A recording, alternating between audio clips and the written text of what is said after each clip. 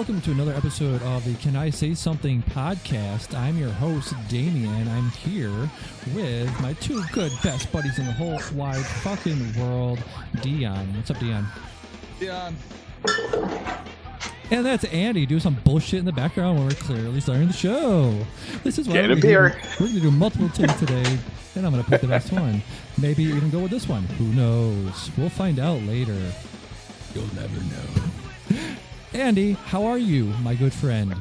I'm all right. My bottle opener is upstairs. That's super annoying. We found the bottle opener here before we started the podcast. We're finally learning. It took us 6 weeks. You have to be right on that mic, bud. If you can pull it. To me? No, Damn. Yeah. You have to, yeah, there you go. Shoot. There you go. Shoot.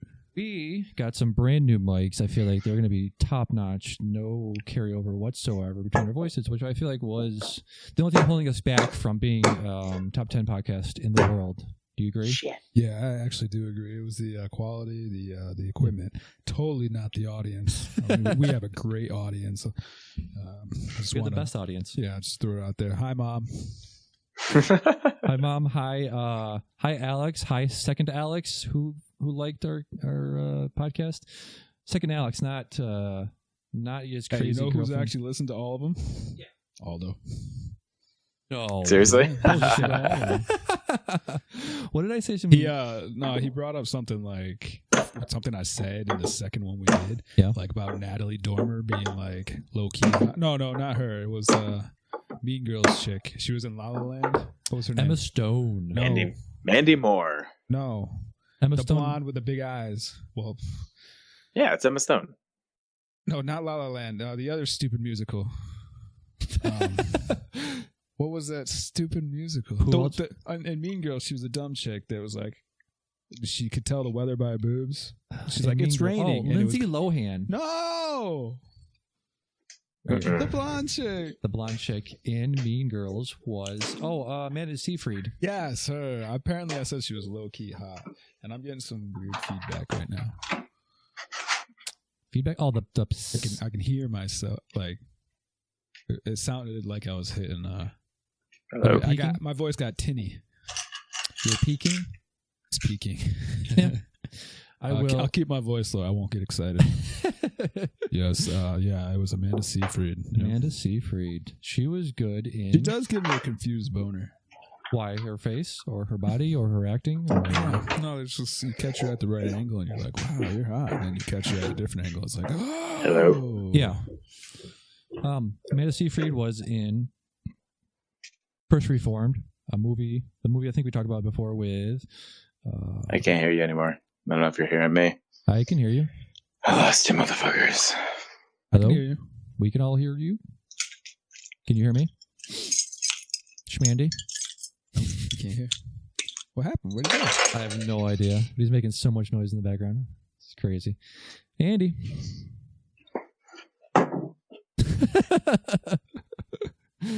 Oh boy. Anyways, yeah, we can. Okay, Andy just left. We're gonna keep going because this is how the show should be. Amanda Seyfried in First Reformed with Ethan Hawke. She played the wife of an extreme environmentalist. The environmentalist went to the Ethan Hawke character, the priest, and basically said, we're destroying this world and we have to do something, extreme. And he's, I forgot how he died. I think he killed himself because he was just like, oh, this world is fucked and we're bringing a kid into this world and this is not right and blah, blah, blah. So then Ethan Hawke's character develops this relationship with Amanda Seyfried, basically has a romantic relationship with her, and he's... Ethan Hawke is slowly killing himself by drinking himself to death, and yeah, the very, very good acted movie. He got what do you call it when you don't get a nomination for good awards? He got snubbed at the Oscars for his performance. Very, very odd collection of best actor performances this year. I feel like talked about the Oscars. They said initially that they were going to have the best cinematography, best editing, and best set design or costume design during the commercials. There's a big controversy about this last week, and they reversed the decision based on all the outcry. So, nobody cares about that stuff. The thing that they should be cutting, because they were going to do this to cut time to make the Oscars more appealing for people with low attention span, but it's also a very long show and lives. Yeah, 3.5 hour show is very long.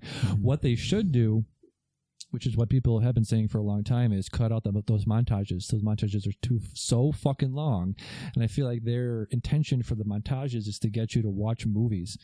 You're watching the Oscars. I think you like movies. I think you know what a movie is. I think you've seen the history of movies, and what the thing is they're celebrating the history and blah blah blah, the grandeur of spectacle of movies. Isn't this great? Yes, they are. I agree. Get to the awards, please. Get to the thing I'm here for. I'm not here to watch the movies. I'm not here to celebrate the movies. I've done that. I like them. I love them. But I'm here to see the awards. So, yeah. No, I get it. Yeah. Thoughts, feelings? I think it's dumb. Nobody cares about that stuff. With I don't really care. You were the person that made the cast. I don't know. None of that stuff really appeals to me. All I care about is, all anyone really cares about is who the best actor is, best actress, all that stuff. Yeah. They don't need any of that extra stuff. Right. But they don't have like hosts or anything. And oh, yeah. I forgot about that. Crazy. Yep. I don't know. It's such a weak year for Oscar-nominated movies. I'm going to pull up the list here real quick. Just bad. So yeah, the list of Oscar-nominated movies this year, I feel like it's stronger than it was last year. Remember, was it last year the fish fucking movie one? Yes. The Sea. Yes. Movie? Sound of Water. The Sound of Water. Shape of Water. The Shape of Water. Size of Water. So best picture nominated movie this year. We've done this a couple times already, but yeah, 3 weeks running. Yeah.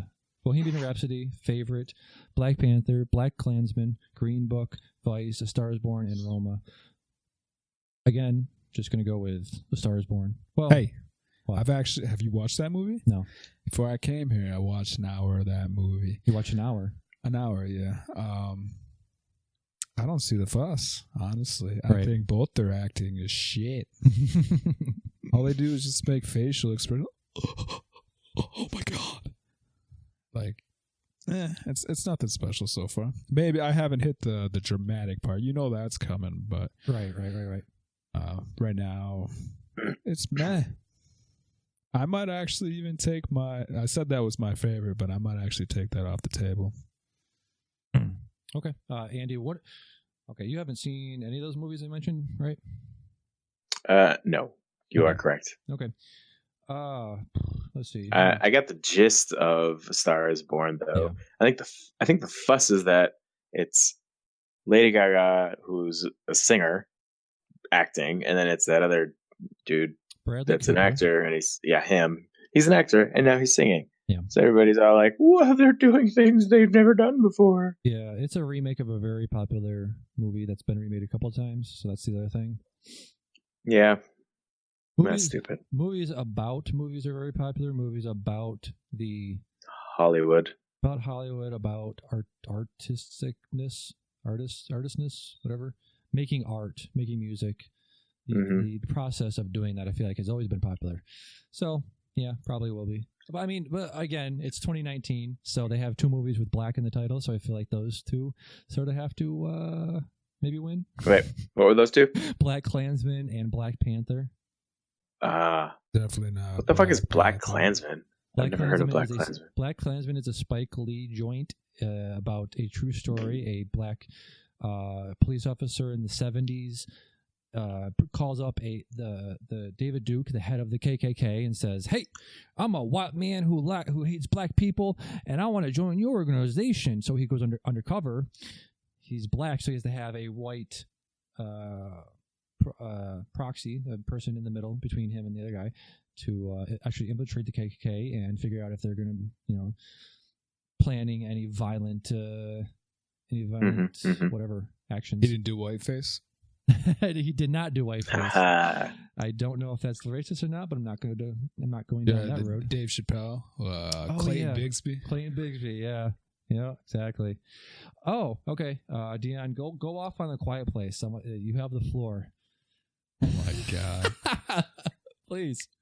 I'm so unprepared. Hold on. Let me pull up my list. Yeah, screw that movie. Yeah, screw it right in the butt. What about it? What about it? All right, check it. Spoilers, heavy spoilers. My first problem with it, who designed that walking formation? When they're on the train tracks and the kid has the rocket ship. Right. Damn, I just ripped my heart out right there, and I almost I looked at Kara, I'm like, I kind of want to cry. I don't want to watch this movie anymore. But like, the undisciplined 4-year-old is the one taking up the rear of the line. Idiots. Yeah. And I like how she admitted later that she was a bad mom, because let's get it straight, she was a bad mom. Her hands were empty. She could have been carrying them. But no, you put the 4-year-old at the end of the line. It's what did you expect was going to happen? Exactly. Let's see. If they're drawn to noise, why don't they all attack at once? You know, at the end, there's 3 of them. There's 3 of them running around. Correct. One of them's making noise, and they're always like, "Oh, I can't say nothing," because it attracts them from wherever they are in the world. And only one runs up every time, though there's 3 running around. Right. Magically teleports to the screen. What happens to the other 2? They're just like, nah, Jimmy's got this one. We'll take it next time. Or they drew straws. Like, what's the deal? All 3 of them should have rushed the house every single time. Yeah. I didn't understand that at all. And even at the end, because you can't say, oh, well, maybe that, it was designed. No, like the 2 of them ran after the first one got. And then at the end, she cocks the shotgun. The 2 were running up to the house. Like, gotcha. That's what I'm saying. Okay. Why didn't they all attack at once every single time? Oh. They don't. Only one attacks until the end, apparently, where they're like, let's team up on this. Here's the thing. That one got killed. I think the first one. The death of that one triggered an ambush. So it was kind of like, okay, Jimmy's got this time. We'll get it next time. Well, I think that, like I said, the death, it was sort of, when the thing dies, it was like, I fucking died. They can probably smell him, or there's some sort of trigger that happens when one of them dies. It's like, we're in trouble. They figured out how to kill us, or blah, blah, blah. It was like this survival mechanism where if one of them dies, they all rush to wherever that thing died. Okay. The survival thing where everybody come jump on me. Oh, yeah, I get it. But they figured out a way to kill me. Okay, let's get in there real quick and take care of this. That's not going to work. I digress. When John Krasinski was saving his kids, the kids were in the truck, and he's coming around with a shotgun all quiet and shit, and he looks up and the thing's on top and is like, wah, slices them. Yes. He didn't make a noise. It swiped him. He didn't make a noise. He yelled, didn't he? No. You sure? He looked right at it, and then it swiped him. He yelled at it after to get it off the truck. But the thing was waiting, scanning the area with his ears thingies. But he looked up, and he didn't even make a noise, and the thing's like, ugh. So to get to that point, though, didn't he yell to draw the monster away from the kids? No.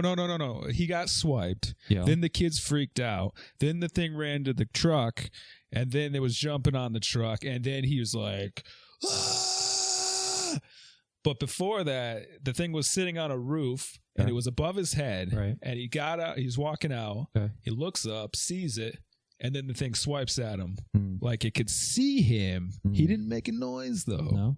So it just seemed like all these situations were very contrived. Right.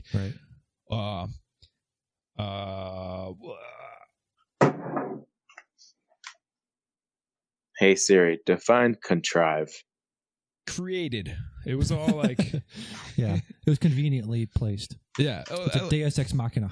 They were sitting in that corn tower, yes, or whatever. Yes, and on top of it, and she's like, "We got to get to the house." And the kid was like, the boy was like, "No, we don't. We can stay here." Why do you have to run to the house? There was no reason. You could have just stayed there, stayed quiet, and it would have been fine. But the girl was insistent she had to get to the house and whatever, and make noise along the way. That's a contrived situation, because eventually they made some noise, or Yeah, she started going down, and the kid chased her, and then the kid fell through. That would have never happened if she was just like, okay, we stay here. You got a good point. We're safe. It's just like one of those situations that were created because to add another scenario where it's like, oh, shit, someone's in trouble. Yeah. Not done. Keep going. Keep it going. It seemed like she was aware the first time her hearing aid went off. Yes. When they were in the cornfield, she was looking for her brother. Yes. And she was like, she had that moment where she was holding her ear and she's like, oh. And then she's like, got this weird look on her face, like, I think I figured it out. And then she was in the truck and turns the thing off. And then John Krasinski's character had to die because they had to scream to get him off. Right. And then she turns it right back on after. Another contrived situation. I know she was in pain and was uncomfortable for her, but it seemed like she figured it out the first time. Right.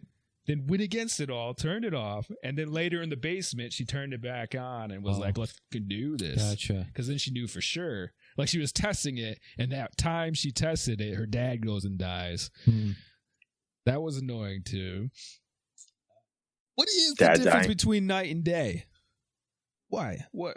Like, are they stronger at night? They seem equally dangerous at all points. Mm-hmm. But like, they're just nocturnal. Huh? They're just nocturnal. But like, the kid got stabbed, eaten alive in the daytime. Yeah.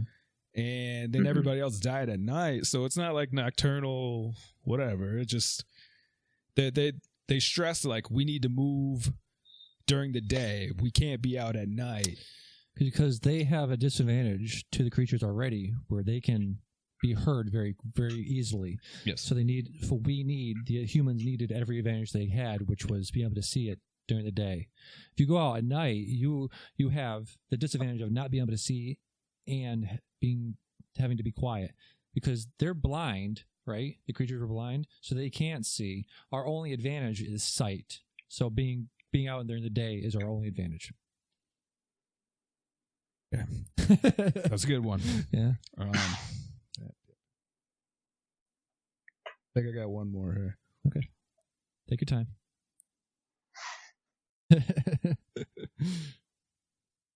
Why do they have to hide? If they don't make noise, then why can't they just walk out like, la-di-da-di? Well, no, don't make noise because you'll die, but it's just... What? I don't know how to explain it. I'm so frustrated. Why do we have to hide? Because, what do you mean? Why do you have to hide? Why? Like, just, I mean, I get it. Don't do anything. Yeah. But, like, you don't have to be inside or anything, apparently, because you can walk and you don't make noise. Right. It's just, the whole thing was just like, we got to hide and we got to be quiet. But really, you just got to be quiet. You don't need to hide. You can keep doing your life. It just seemed like there was a lot of focus on hiding towards the end too, which I think they weren't necessarily blind. They had very poor vision, but I don't think they were actually like. I don't think they had no vision. Right. I don't know that part. Well, there's another annoying part that was never discussed. So let me ask you: if you had those creatures wandering outside your house, are you going to be totally comfortable just wandering around your backyard doing some gardening? As long as you're trying to be real quiet. Well, no, I mean, because if you're gardening, you're making noise. Like if you're doing anything outside, you're making noise. I guess it goes back to that corn tower where they're standing there. And they're like, we got to get back to the house. Like it wasn't a priority, but at the same time, it was better than the corn tower. It would, well, yeah, but it wasn't really a danger. Like, let's just walk back to the house. Just be quiet. Yeah. Take the path back to the house. Nobody's gonna hear you. We'll be fine. I think you could have done that. Just moving around. There's every step you take, you risk making a sound. Every breath you make. No, don't. You can't calm me down. Your sweet melodious voice is not gonna work. I'm just super upset about the 4-year-old taking up the back line, like covering the rear this walking formation. Oh my god! But that was stupid. But other than all that, you liked it. No, I thought it was a bad movie. I didn't like the movie. It's just a premise, but honestly, it was like Signs from M. Night Shyamalan. It was honestly. That was a critically acclaimed movie, wasn't it? Yes, it was. Yeah. It's almost. Well, my point is, I think it's probably Simpsons did it first. You know what I'm saying? Like, it's just a copy, except this time they're not. Like, you know how they were beating you over the head with how to kill these things, like right off the bat with all the newspaper articles. Yep. It was the same way with the cups of water throughout the house. You thought it was just this weird quirk she had, but it turns out that was how you. The alien? Yes. Yeah, it's been a while. I haven't seen Signs in a while. Water is how they beat the aliens in Signs. Signs is about aliens? Yes. Yeah. Well, technically, they said about demons. Fucking spoilers. God damn. Why'd you ask if you didn't want to know? And I know they're drawn to noise, but are they like Goku with like instant transmission? They're just like, yeah, here I am. They're very fast creatures, whatever they are. They were aliens, basically, weren't they? Yeah. We're talking an awful lot about a movie that you didn't like. There were a lot of problems that I had with it. And, you know, all that dad had to do was take the batteries and just put them in his pocket or throw them somewhere. He did. Give the kid the rocket ship. Oh, no, he dropped them. No, he took the batteries out, put them on the counter, put the rocket ship on the counter. Yeah. Then the sister gave the rocket ship to the kid, and then she turned her back, and then the kid grabbed the batteries like any 4-year-olds want to do. Dude, wasn't that the craziest scene in the bathroom when she's in the tub? Props to her. That crazy. Yeah, that was intense. Giving birth by not making any noise. First of all, how fast was that birth? Like 10 minutes? I mean, holy shit. She shit that thing out fast. There's another one. You telling me that kid was born silently? Oh, yeah. Even if she didn't scream. No way. Yeah. Come on. I know you're supposed to suspend disbelief for some of it and everything, but. What did they put the baby in after it was born? A shoebox or something? It was like a little coffin, soundproof coffin, basically. Yeah. That's what I was like getting. Like, there was just a soundproof coffin. I'm like, this kid's gonna die, just like the other kid died. I'm gonna be super pissed about it. You know, of course, that water line broke too, and they built it in a hole in the floor, so they built an in-ground swimming pool. Like, there's so many things I just wanted to strangle. Like, very well made movie though. Yeah, it's fine. I liked it. What you're talking about are plot holes. You're not talking about. There's a lot of plot holes. Well, that's what I don't like about the movie. Otherwise, I thought it was creative. I feel like you can do that with a lot of sci-fi movies, or any sci-fi movie, really. Yeah, we went to see Alita Battle Angel last night. How was that? Well, I thought it was really good, but my wife was pointing out all of the plot holes that I didn't care about. Yeah, it's. There's a lot of them. Just like when you go to Marvel movies, when I go to Marvel movies, you could easily pick apart any science fiction movie, any Marvel movie, any superhero movie, and just find massive plot holes. It's like the Thor. Somebody pointed this out to me. I think it was Bernie on the Rooster Teeth podcast. He said Thor, when he got the axe, right? The axe that Tyrion made. I think I know what you're about to say. Okay, well, he has the sight. He has the, what's it called? He can see where people are in the universe, correct? Okay. Right? Yeah. Tyrion? No. Thor. Who? When Thor gets the axe, he has the Bifrost ability to go anywhere and be anywhere in the universe immediately, right? The Rainbow Bridge. He can go anywhere. He sees where people are. Anybody, right? Correct? It's called the Rainbow Bridge? Yeah, the Bifrost. It makes it so you can go anywhere. It's made of rainbow, so I'm calling it the Rainbow Bridge. Anyways... Why doesn't he go to where Thanos is on Titan and kill him there? Why does he go to Earth first? Does he know he can't kill Thanos by himself? It's possible. I mean, if I was Thor, I would kill Thanos as soon as possible. Yeah, Thor wouldn't kill. I mean, I would have tried. Yeah. So, right? Were the timelines accurate though? Yeah, everything was happening at the same time. Captain America and his crew on Earth were fighting Thanos' people in Wakanda.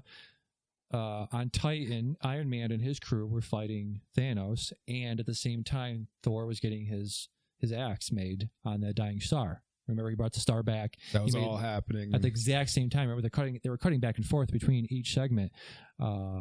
What's his name? Doctor Strange gives Thanos the time stone. Remember, he pulls it out of the air, gives it to him.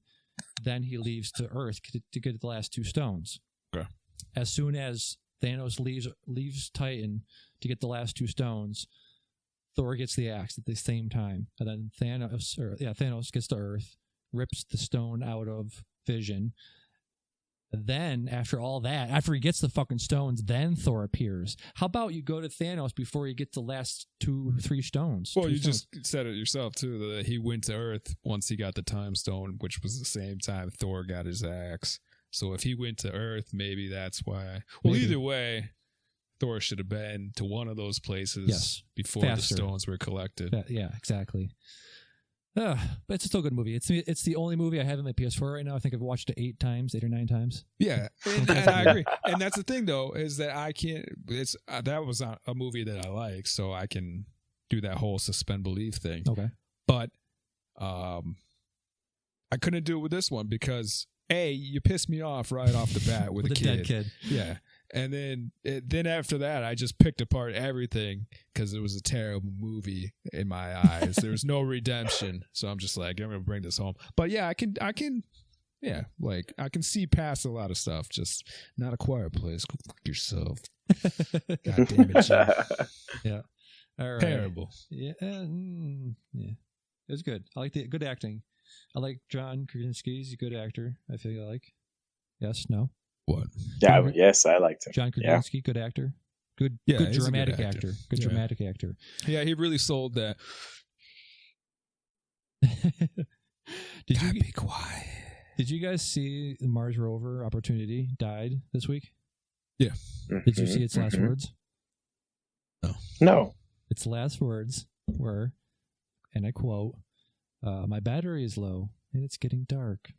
Bad. Feels bad, man. Feels Mars, man. Oh, fuck you, Mars. I heard they tried to wake it up with a song. I don't remember what the song was, but it was like an oldies song. I thought that was pretty neat. Yeah.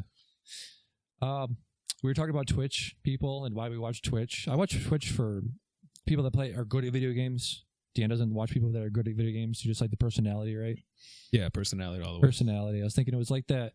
It's like DDR back in the day. I would watch people that were really skilled at it, like play max 300 on extreme and get every step. And then Alex was like into the people that were doing all the choreography and shit. I wasn't into the choreography. No. No. I feel like being able to hit 300 notes at once, not at once, but faster songs. In succession. That's impressive to me. Yeah, it was impressive. Yeah. If I was watching that on Twitch, I could, DDR on Twitch. But if it was like the doc doing DDR on Twitch, I mean, that would be hilarious. That'd keep me forever. There are some weird channels on Twitch. Have you gone to a Twitch hole ever where they have skee ball tournaments on Twitch? Like that sounds awesome. The Northeastern skee ball tournament was a couple weeks ago. It's like, all right, that's cool. They had like numbers. They had the production value of like they had the score. Everybody's score was on screen, and they had everybody's name, and it was like a $10,000 tournament. The only time I see stuff weird is like when I'm watching a stream and then they end it and then they host somebody that has like 12 viewers.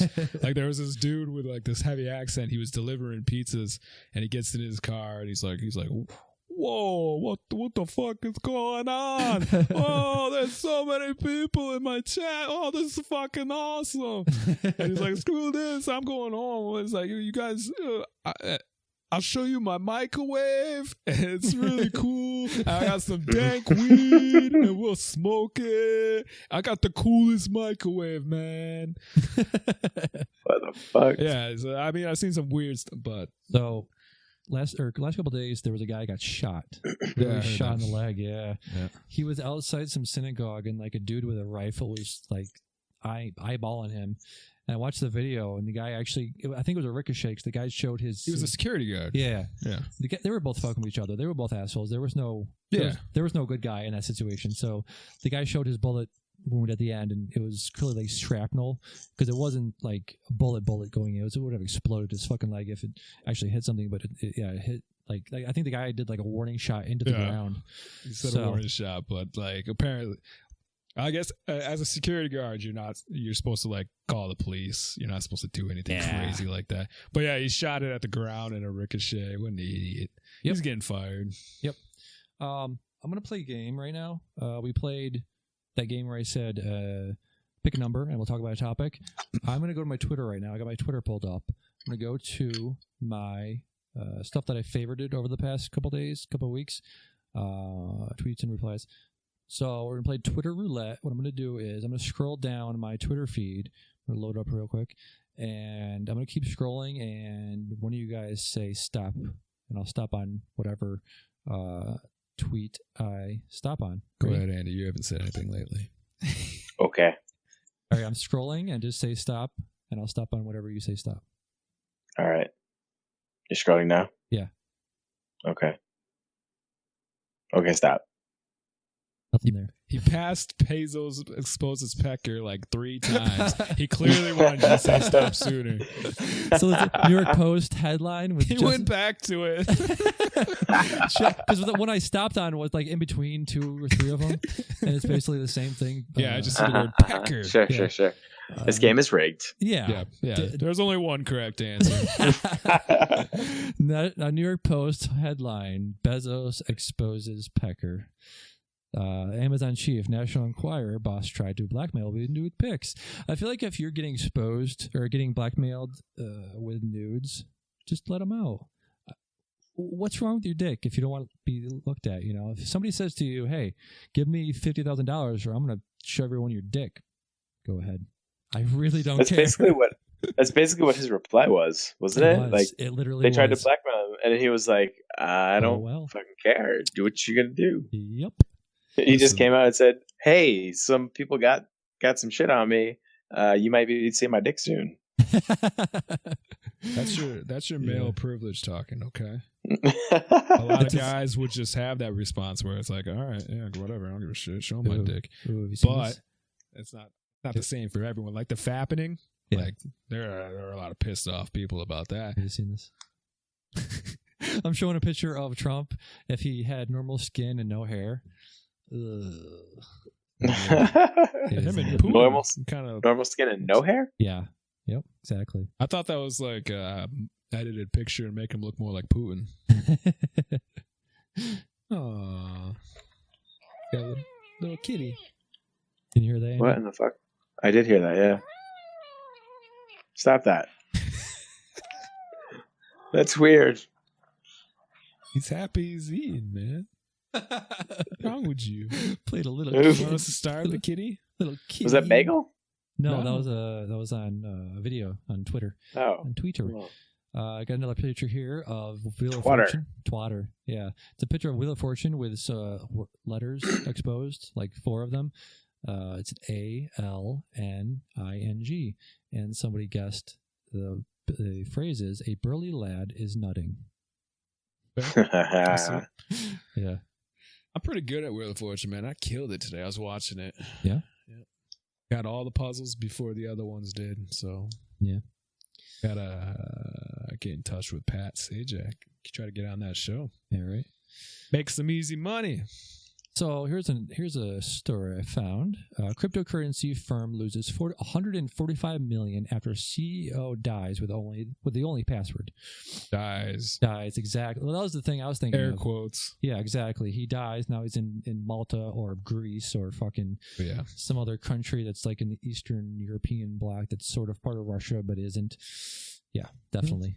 Robertson says the cryptocurrency exchange only has a small amount in hot wallet, claiming that to protect its users' funds from hackers, majority of coins were kept in a cold wallet, a physical device that is not connected to the internet. By Cotton, who died of Crohn's disease on December 9th in Jaipur, India. Jaipur. Huh? Crohn's disease is Crohn's pooping disease. Yes, it is. I don't think it's lethal. I don't think I have it. I think I have IBS. I think you have a chronic pizza every night problem. Listen, we discussed that briefly. He told me it was. I asked him how many pizzas he orders on a weekly basis. He said it was none of my business. that information is between me and the Lord. Yeah. No, I don't eat pizza that much very often. Thank you. I've been eating. I know you ordered a free one with your rewards tonight. Yeah, I talked about that before the show. I got a free, quote unquote, free pizza. It was actually about $5.59 because they charge for delivery and tax. Fuck all that. Fuck a $3.50 delivery fee. Where's that going? To the fat cats in Washington. That's who. Did you see that stuff with like what's the delivery services they got? Like what, Grubhub? Bite Squad. Uber Eats. Yeah, like we have Bite Squad here. I don't know. There was some hubbub about the tips and everything that they just the tip. Yeah, just the tip. I forget what it was. Like they were getting nobody was tipping or something like that. And they were getting all worked up about it. I think the company either puts the tip into it or and then they take the tip. And so like people are reluctant to tip when they get to the door because that stuff doesn't go to the driver. And then the drivers start like retaliating like, okay, I'm in your driveway. You come get the food. I'm not going to bring it to your door. Huge power struggle basically between consumer and customer. Yeah. I did Uber and Lyft for about 3 months. It was not worth it for me. I think you have to be in a high metro area. You have to be in a big metropolitan area to do that. It's weird flex, but okay. Okay. I think I'm a small town boy. What I was going to say. It's not living in a lonely world. I had not to disclose our location because people in this room don't want people to know where we are. It's embarrassing. We are in a small county-ish. I have to go out to a bigger, what do you call it, district, whatever it is. We are in Western Mass, and he has to go to Eastern Mass. There we go. So I delivered somebody to Boston one day. Or Albany. Could have went to Albany. So you have to operate in the state you started in. I could also do it in New York, I think. What was I going to say? So it's a quick story time. I got a ping to go to Newton. Newton, Mass. is about an hour outside of Boston. The guy calls me up and says, listen, I have a package you need to pick up in Richmond. Richmond's about 20 minutes from where I am. So I go to Richmond. There's a man outside a house with a brown paper bag. He says, here, bring this to Newton. I said, what's in the bag? He's like, I don't know. And I didn't look in the bag. I never looked in the bag. Still don't know what was in the bag. Probably medicine. Quote unquote medicine. Air quotes. Yeah. So I delivered the goods. I got a $50 tip for going out to Newton. It was about $100 fee for my time. Wait, did you deliver a person too? No. Just the goods? Just the goods. He lived in Newton Heights. Newton Heights is apparently a very, what do you call it, high income area, affluent area. It's not a gated community, but every house you go past has a giant, what do you call it? Gate, but it lifts up. But it's not it wasn't a gate. It was like a garage door that opened up. You know what I mean? Yeah. So it's not technically a gate, but yeah, gate. Not technically gate, but gate.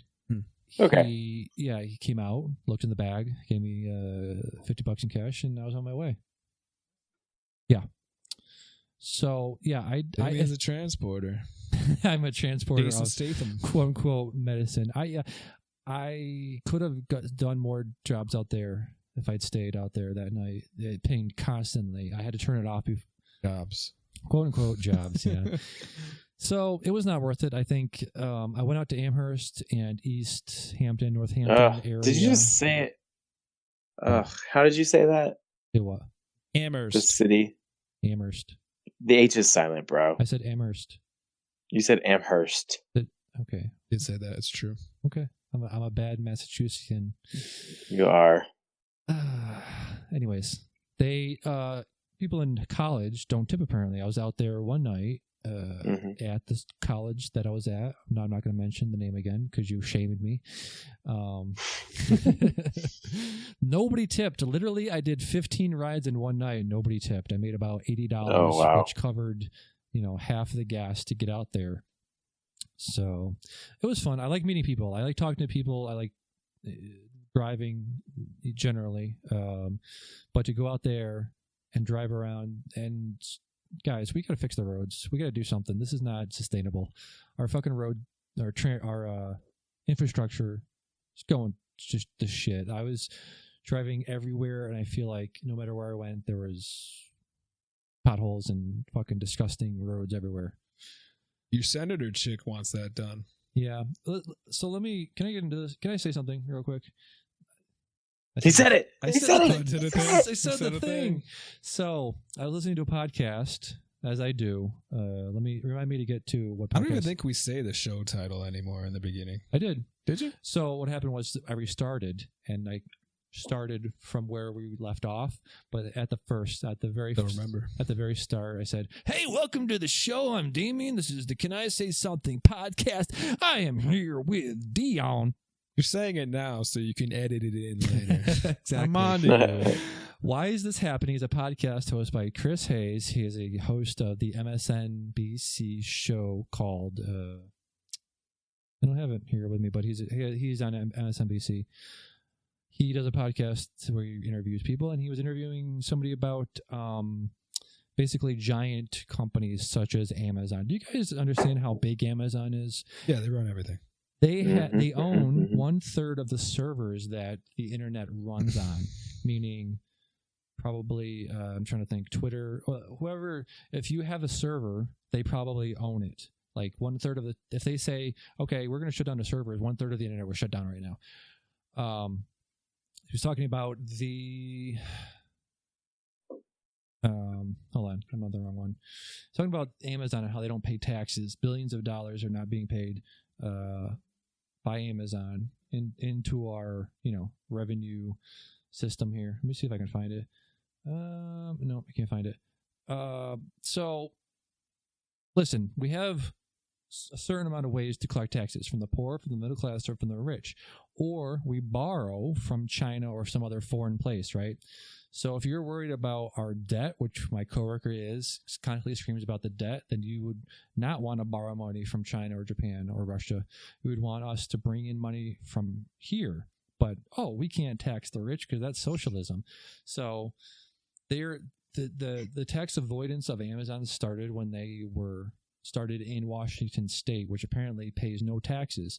So the way that the Amazon got started was basically having their distribution center in a state that didn't pay any taxes. They didn't pay any income taxes for 5-6 years while they were in Washington, which helped them get to where they are now. So basically, you have to.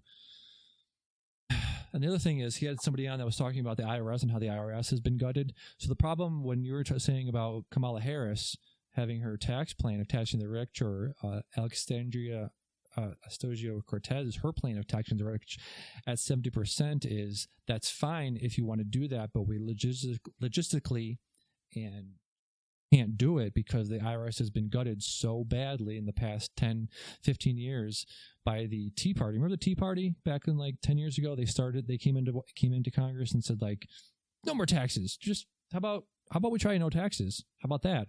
And that's led us to the point where we're at right now, where they go to the IRS so bad that they are only auditing the lowest earners and not going after the highest earners. And yeah, it's just a really bad situation. So if you are Kamala Harris or you're Cortez or whatever her name is, and you want to put this policy forward, first you have to fund the IRS.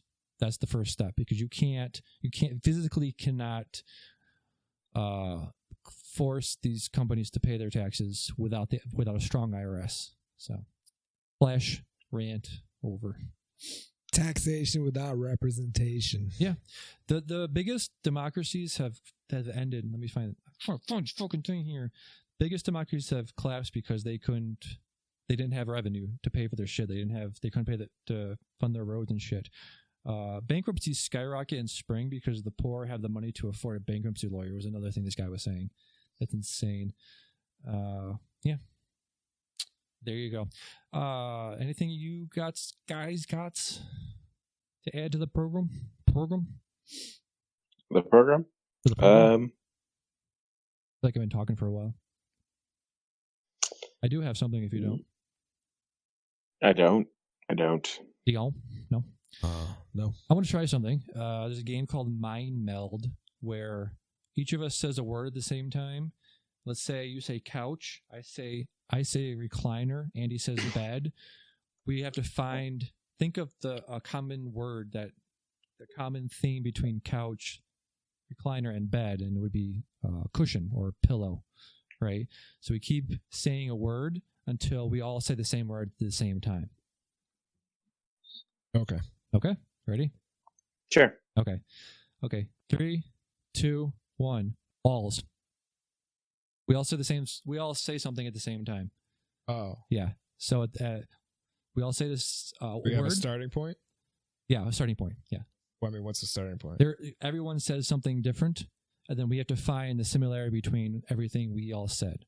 So let's just start between me and Dan since we're in the same room, okay? So 3, 2, 1, street. You say something at the same time, the exact same time, okay? 3, 2, 1, street. Car.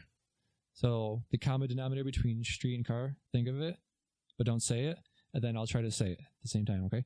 3, 2, 1, tires. Huh? I couldn't hear you. Person. I said tires, you said person, so now we have to find the common thing between person and tires. Okay, 3, 2, 1, rubber. Oh, you got it. Okay, Andy, you got the idea? What is where does rubber come into play? I just thought of rubber. We make rubber. I was actually going to say condom. and would that have counted? Because condom and rubber. There you go. Good. Andy, okay. Do you got the gist? Jism? Yeah, sure. Okay. 3, 2, 1. Fan. Sun. Onions. Sun, fan, onions. What did you say? I said fan. I said fan. Sun. Yeah. You said sun. Fan. Okay. Sun, onions. Okay. 3, 2, 1. Tears. House. Air.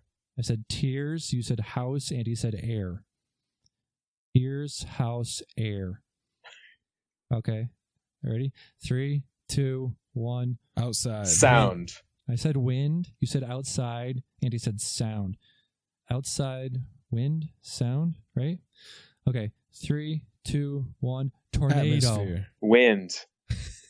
You already said you can't say the same word twice. Well, I fucking did. How about that? Outside, wind. What was the other one? Air? Atmosphere. No, you said atmosphere this time. Last time somebody said wind, outside. What was the other one? Oh, I said atmosphere this time. Okay. Atmosphere, tornado. What did Andy say? He said wind. I said wind. Wind, tornado, atmosphere. I was gonna say gust. Okay. I thought about saying gust. I didn't say wind. I didn't say wind 2 times in a row. Someone else said wind. Yes. Okay. Let's do it. 1, 2. I don't have anything. Weather. Hurricane. Dude. Wind. Tornado. And I just Hurricane. went weather. Hurricane. You went specific. I went general. Okay. Hurricane. Weather. What did Andy say? Nothing. I said blah, blah, blah, blah, blah. Okay. Was it weather? Mm-hmm. Hurricane. Weather. I think hurricane. We got this one. Okay, go weather, ahead. Hurricane. I don't have. Oh, okay.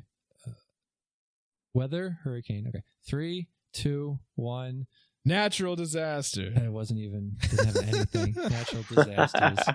Okay. Let's start over. All right. Oh, that's what's going. There you go. I got the answer. 3, 2, 1. Stereo. Beer. Fire, stereo, beer.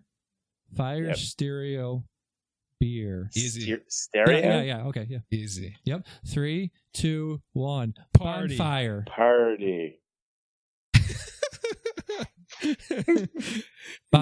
He said party. You both said party, and I said bonfire. Yeah, you fucked up. Bonfire party. Bonfire party. Okay, 3. Bonfire party. 2, I mean, that sounds good. 3, 2, 1. Drinking. Really? Nothing. Bonfire party. I think we won, dude. We did two. So because 2 out of 3. Me and Andy won. You're okay. the odd man. Okay. All right. One more. All right. One more. Let's get this. Okay. Yeah. Sure. 3, 2, 1. Table. Masturbation. Table. Masturbation. Nighttime. Giggity. Do it. You got it. Nighttime. Masturbation. Table. Yeah. 3. Just don't include table. Just masturbation. Nighttime. 3, 2, 1. Sperm. Bed. Strippers. Huh? I said bed. Oh. Nighttime masturbation in bed. Strippers. Nighttime masturbation on tables. I got rid of the table. You gotta get away from the table, dog. No, tables. The goal is to find the common word. The common word. So if two of them, like nighttime and masturbation, are so close, you just got nighttime table right masturbation at Unless the table. You thought masturbation and table were closer, and then I'm gonna have to question what's it like when you're having breakfast and dinner and stuff. What do we have? I said, strippers. I said bed. Strippers. Bed. I said strippers, bed, and sperm. And sperm. Oh, yeah. This is a good. We got this, guys. Like we got this. Okay. Come on. Strippers, bed. Think sperm. about it. Yeah. Think about it. You guys thought it? Strippers, bed, sperm. I got this. Yeah, all right. 3, 2, 1. Bukkake. Sex. You and Andy won again. Well, we'll count bukkake. I always go too specific. Yeah, you get way. Yeah. All right, you guys got to carry the show for 30 seconds while I take a beat. Damien just flipped his table in rage. It's bukkake, because apparently we weren't thinking bukkake. All right, so Dion, yes, you're familiar with my my hair situation, right? Yeah. I've always had a thin spot up on top. It's always been there. Always been there. But it's pretty bad right now. I think it's beyond thinning. I think we could probably got a bald spot now. You're I don't know what to do. You should just let it happen and just go around pointing at people and saying, "Brother, what you gonna do, brother?" Just fully embrace it. It's not. There's a different pattern. It's not the same pattern. It's just like I'm just gonna have like a monkey butt on the top of my head. Okay, nobody wants a monkey butt on their head. Nobody wants a monkey butt. No. But I mean, Google the singer from Strapping Young Lad, and that's what I'm gonna have going on pretty soon. The singer from Strapping Young Lad. Yeah. Mm-hmm.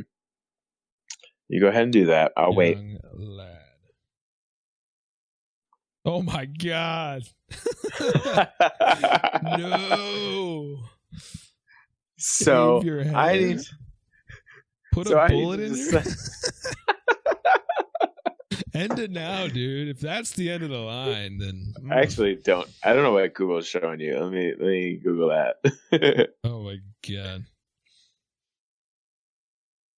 David, bring up a Strapping Young Lad on the screen. So I never cleared my search history, so this is going to be interesting. I'll close my eyes. I'm lying. I'm peeking. All right, no, that's not what I'm gonna have. I'm pretty far away from that. I'm just gonna have a monkey butt in the back of my fucking. It's gonna be Andy. Back of my head. Yeah, Damien sees it. Yep. This guy's fucking ridiculous. Jesus Christ. I mean, all right. If you could have that character, I mean that would right. Yeah. Oh, if I was a singer and guitarist for a heavy metal band, sure. Fully embrace it. So anyway, I started doing a man bun. Nice. I honestly don't think it looks terrible, but it's essentially a comb over. Yes.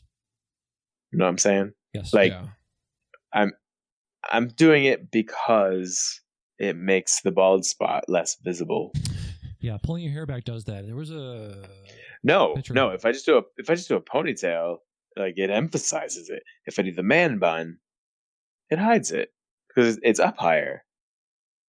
The man bun is over where the bald spot would be. Wow, hipster. Is that what with the flannel and the man buns? Are you thinking of lumbersexuals? Yeah.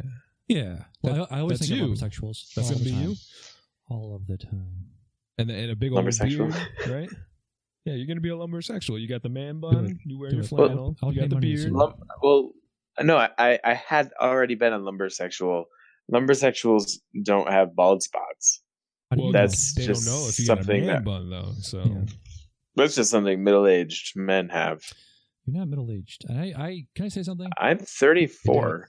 He's got to say something. He said it. He said the words. Yeah. You do it. So sick of this. I am so old. I'm a millennial. No, so that's not me. I know it's not, but it's a lot of people. That's not me. It's a lot of people. It is a lot of people. I feel like I agree with you. young-ish people have this thing of like, oh man, I'm so old. Oh boy, how we have 60 years if we live healthily, right? If we don't die, which you're not. If we take care of ourselves, we have 60 more years. I feel like we can't keep up this idea of we're old now. Like, what are we going to be saying in 60 years? Dude, so I'm a hospice nurse. Yes. So I'm taking care of patients in actually dying 70s, 80s, and 90s. Yes. And even my fucking dying patients in their 70s are way better than I thought they would be. Like, mentally, if I'm as good as my dying patients in their 70s, I'll be really happy with that. Right. Even though they're dying. Yeah. That's hard to explain. No, I think there's this. Maybe they're happy because they're like, fucking finally, I'm done with this shit.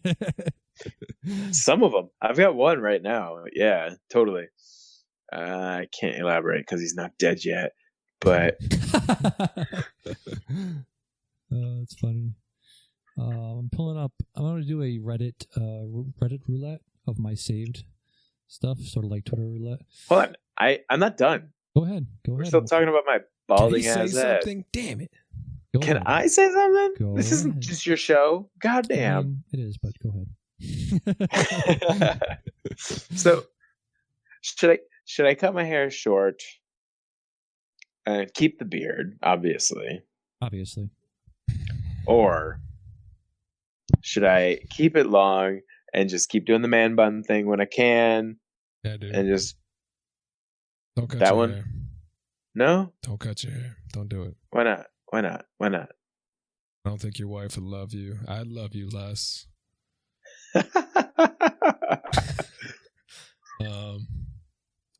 Those are both legitimate concerns. Do what you want. Didn't you cut your hair once before and you used the words? Can I say? Yeah. Go ahead. Butch Dyke. That sounds about right. Yeah. Yes, you did. Yeah.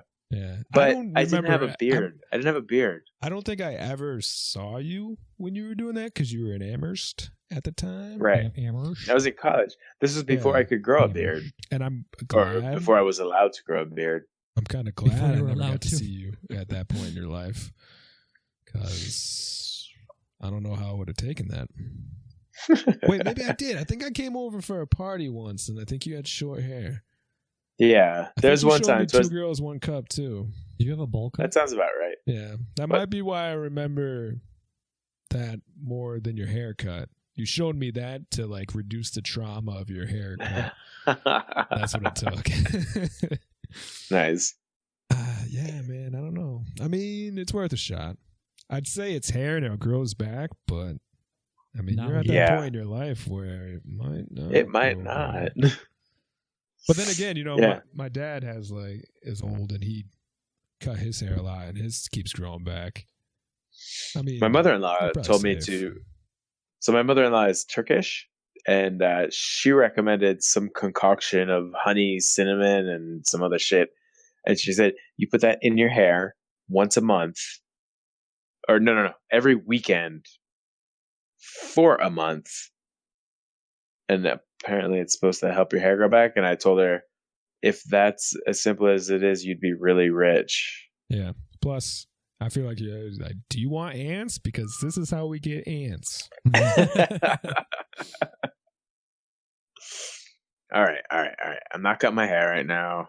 I mean, do it, man. YOLO, Eddie. Arriba la raza. I mean, my wife not loving me thing, that's real. Like, that might happen. Yeah.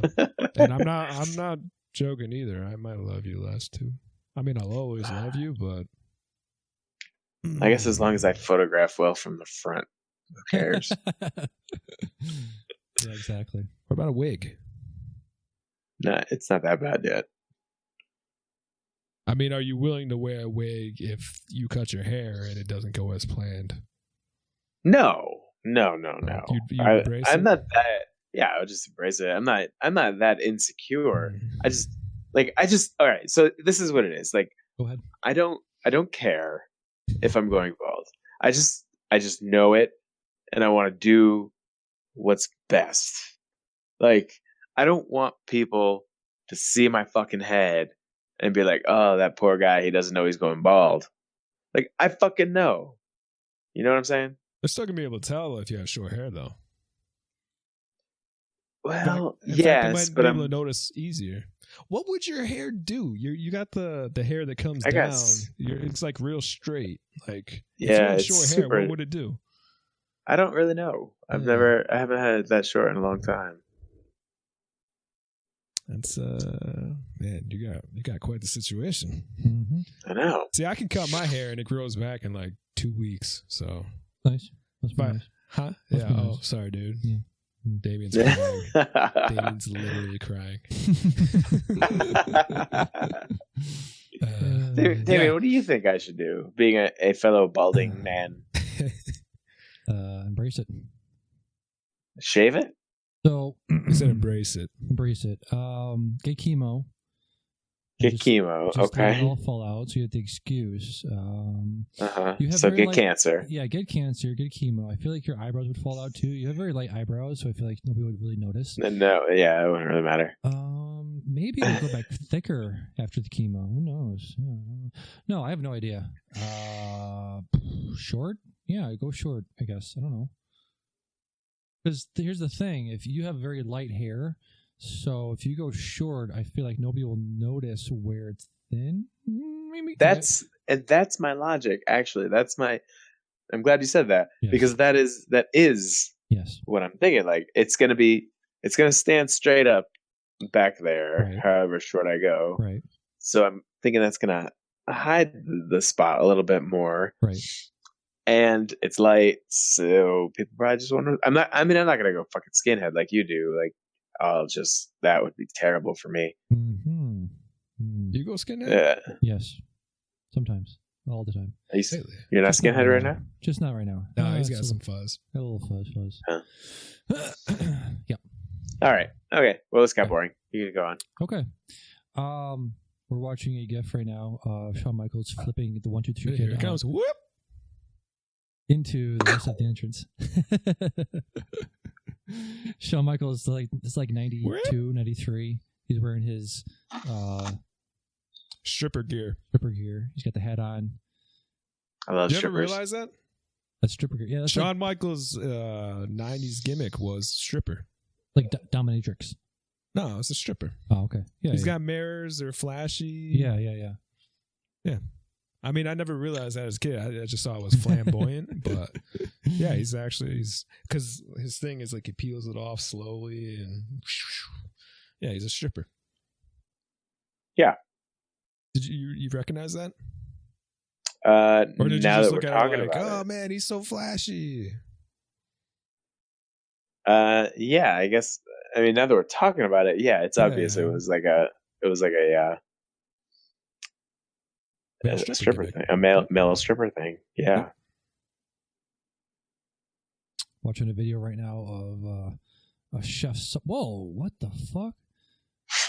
A chef summons fire from his hand. He somehow had something in his hand, and then whoosh, he summoned fire from the sky. Amazing. Some Naruto level shit. Yeah, buddy.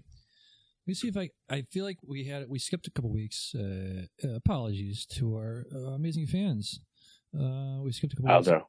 Yeah, sorry, Aldo. Hi, Mom. I had many topics to actually go over during the weeks that we weren't recording. So let's see. You guys got anything? Okay, here. Andy. So we listened to this one podcast where they talked about what was his name? What was the Nazis guy's name? Hitler. Joseph Mengele. Oh yeah, Joseph Mengele was like the Dr. Death in the concentration camps. He did the experiments on people and twins, and saw how much pain people could endure before they died. Pretty sick fuck. What's his name? Joseph Mengele. Mengele. I think you're saying that wrong. That doesn't sound right. That's Mengele. Okay. Yeah. It looks weird. It's like Mengele. Yeah. You would think it was like Mangale or something. Yeah. So him and his hench people, one of the sickest things we heard on the show that he did. Well, I'm not sure he did it, right? It was somebody else made a pouch out of somebody's scrotum, made a tobacco pouch out of somebody's scrotum, and had it on their belt, hung it from their belt as like a prize. Like, hey, look at me! Look what I did! I got somebody's scrotum and I howled it out, and I might put tobacco in there now.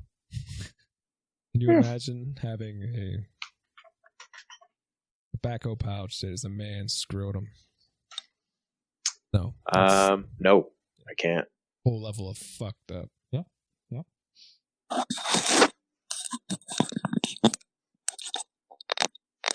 Yeah. The annoying thing. I was telling you about that Unit 731 when the Japanese were doing it. Yep. The thing about all Mengele's work is that nothing ever came from it.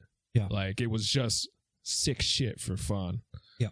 And then it was like masquerading as science, but like the Unit 731 thing, that was actually like our complete basis of what we know on hypothermia and shit.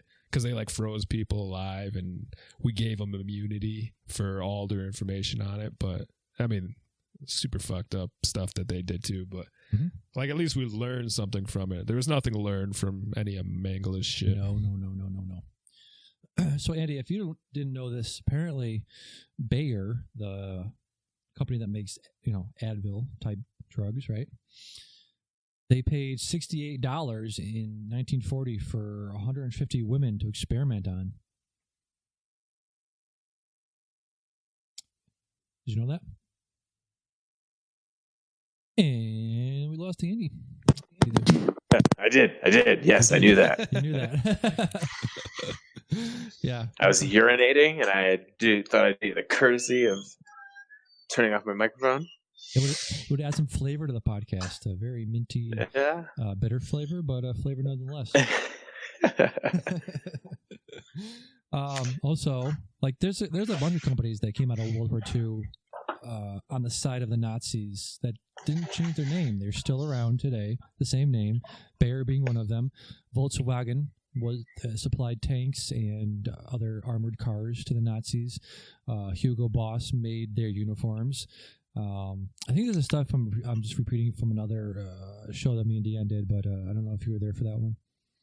Nope. Yeah. Last podcast on the left. It's a true crime show. If you ever listen to it, it's one guy tells the story. He's the narrator, and two other guys basically comment on it. It's a really good show. I'm gonna pull up the last episode. They have a new one. I forget what it was about. There's a place called Skinwalker Ranch, apparently, that has a lot of unexplained supernatural activity going on up there. Yep. They cover on the first episode, we cover the bloody history of the area, the legend of the Skinwalker itself, and the decades of paranormal activity that preceded the infamous Gorman case. Yeah. Do you believe in ghosts, guys? Andy, do you believe in ghosts? No. You do not believe in ghosts. Dion, do you believe in ghosts? No, but I refuse to let myself believe in them. Yeah. You refuse. Yeah. I think really what it is if you allow yourself to believe, then that's when you become a target. Yeah. Like when I walk into a basement and it's like dark, yeah, and you get that feeling that the hairs standing on the back of your neck.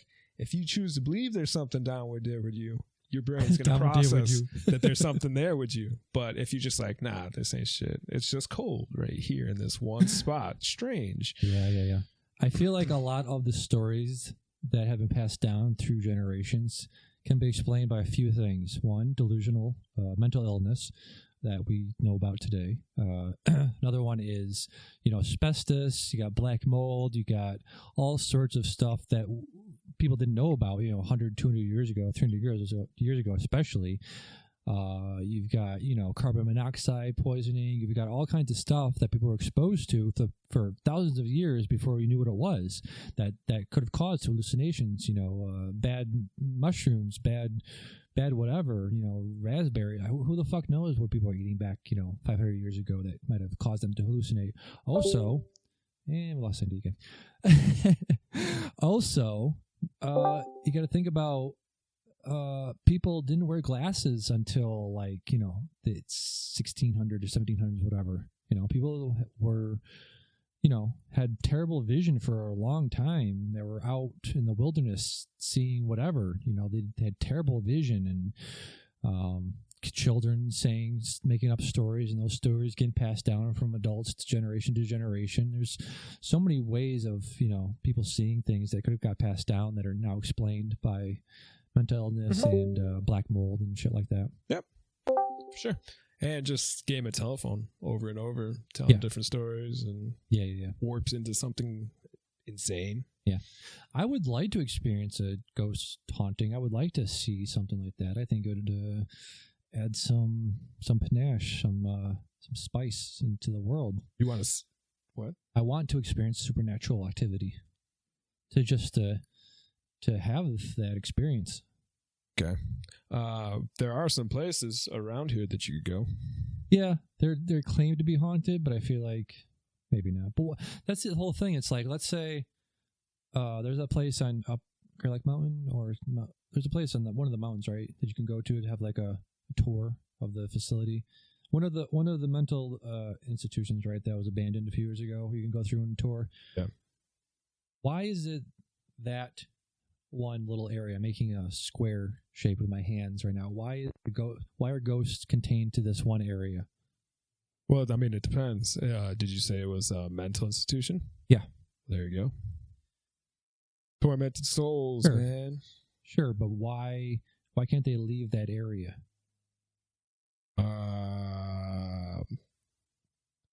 Unfinished business. It was an insane asylum or whatever. So yeah. Maybe they don't. Maybe it carried over with them. Maybe the angry soul is still trapped there because it doesn't know he's dead. They have these stories. I watch a lot of I was haunted stories on Discovery or whatever. They're on Netflix, I think, but they're all over the place. They are everywhere.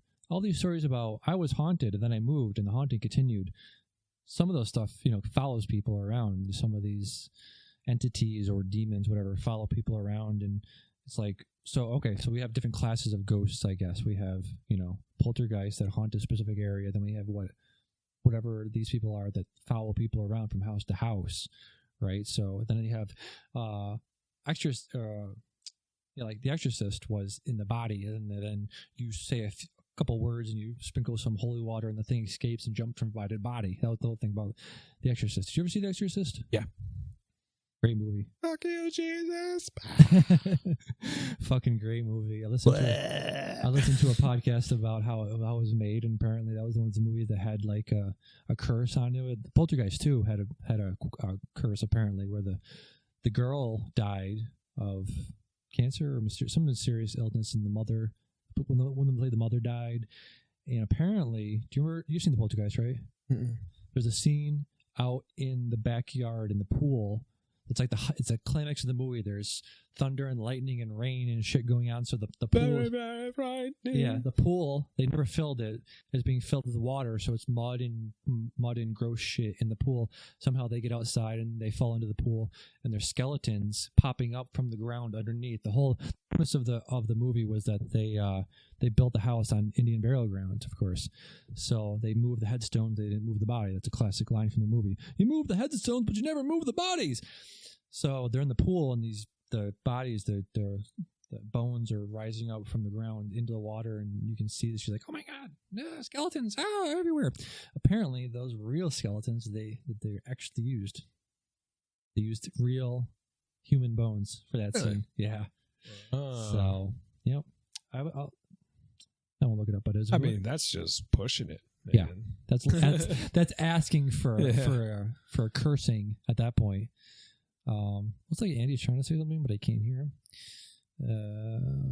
Leave this call and rejoin it, maybe. You listen to that last podcast on the left with the talk about the Ouija board. Yeah. So dumb. Yeah. Well, I mean, that's the thing. Like, that's kind of how I feel. Everything about ghosts can be explained. Like, either let your mind believe it. Yeah. You just don't buy into any of it at all. Like, right. Yeah, everything paranormal, just pros and cons of it is just condensed right into that Ouija board. If you don't think a Ouija board's real, then you don't think that ghosts and shit are real. That's the other thing about ghost sightings is you have to have the belief in it to actually see it. But you know when like people are like, oh, I took a picture, look at this ghost in the picture, and it's like a speck. It's like a light speck. Yeah. It's like, oh no, your flash just hit a raindrop or something. Yeah, that was part of. They've been doing that for years. There was a episode of Lore where the guy was talking about a con artist who sold pictures where you would take I'll take your picture and then I'll give it to you, and then magically your apparition of your dead loved one is behind you. Of course, as he was printing the picture. This was back in the day, like late 1800s, early 1900s, where people didn't know about photo editing yet. So the guy was just, what's it called? Overexposing the picture or whatever, and putting pictures of their loved ones in the back of the photo. So all of that's been around for forever. People that want to believe whatever are probably going to see the thing that they want to see. I tell you, I really do have to psych myself down sometimes where I got this one wall in my house in my living room. Yep. Like there's something inside it that crawls around, but it's only that wall. I never hear it anywhere else in the house. And it's just like this like scratching, like it even gets my cat's attention. My cat will walk over. It's not just in my head. Yeah. The cat like stare at the wall like what's going on? Yeah. I'm like, there's an animal in there. It's an animal. It's an animal. It's not a ghost. The ghost's not going to kill me. Did your wife see it? Yeah, she knows. She knows? And she also refuses to believe that it's anything besides an animal. It is an animal. Let's get something straight. It's an animal, not a ghost. So it's an animal that has survived for how long? I know. It stopped making noise for a while. Okay. And I thought it was gone. And then it came back this past week. It could be rats. It could be multiple rats.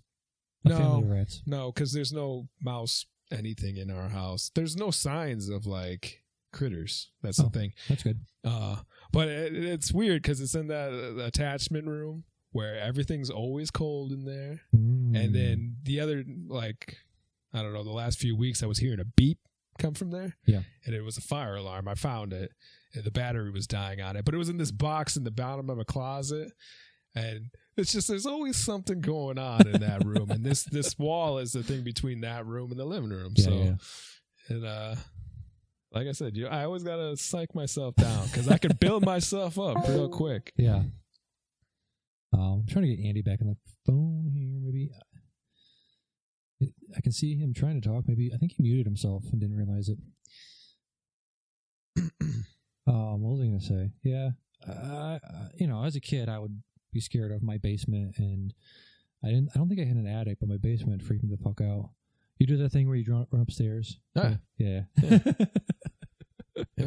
You're like, there's sometimes though I deliberately walk upstairs. Slowly. Like, fucking get me. Yeah. What you gonna do? Fucking get me.